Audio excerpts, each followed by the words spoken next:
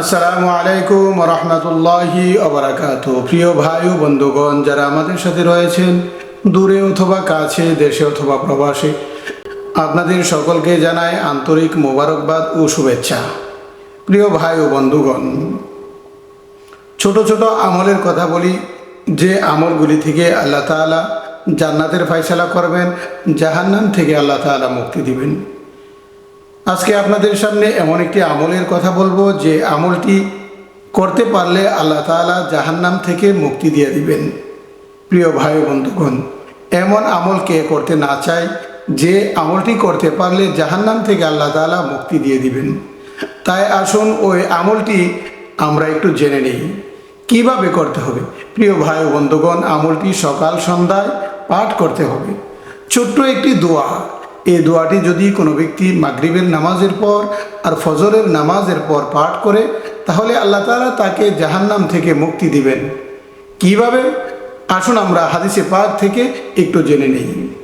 হযরত মুসলিম বিন হারিস তামিমি রাদিয়াল্লাহু তাআলা আনহু থেকে বর্ণিত, তিনি বলেন, রাসূলুল্লাহ সাল্লাল্লাহু আলাইহি ওয়াসাল্লাম আমাকে চুপিসারে আল্লাহ রাসূল সাল্লাল্লাহু আলাইহি ওয়াসাল্লাম আমাকে বলেছেন, ইজান সরাফাত মিন সালাতিল মাগরিবি ফাকুল আল্লাহুম্মা আজিরনি মিনান নার সাবআ মাররাত ফাইন্নাকা ইজা কুলতা যালিকা সুম্মা মিত্তা ফি লাইলাতিকা কুতিবা লাকা জিওয়ারুম মিনহা ওয়া ইজা সাল্লাইতা সুবহা ফাকুল কাযালিকা ফাইন্নাকা ইন মিত্তা ফি ইয়াউমিকা কুতিবা লাকা জিওয়ারুম মিনহা।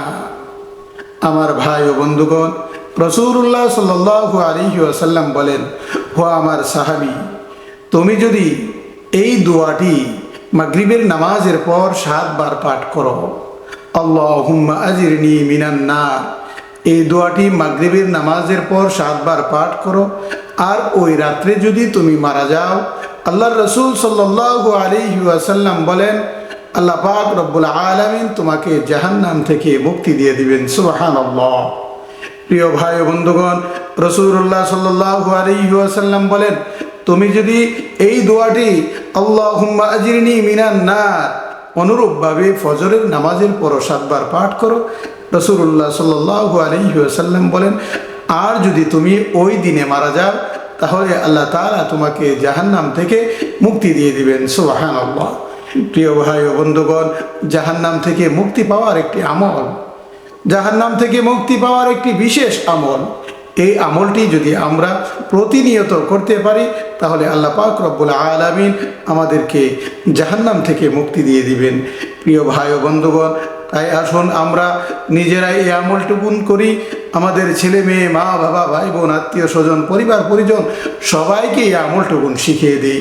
সবাই যেন মাগরিবের নামাজের পর, ফজরের নামাজের পর 7 বার করে এই দোয়াটি পাঠ করতে পারে।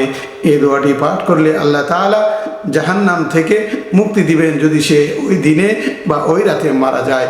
আল্লাহ পাক রব্বুল আলামিন আমাদের সকলকে আমল করার তৌফিক দান করুন। আমিন।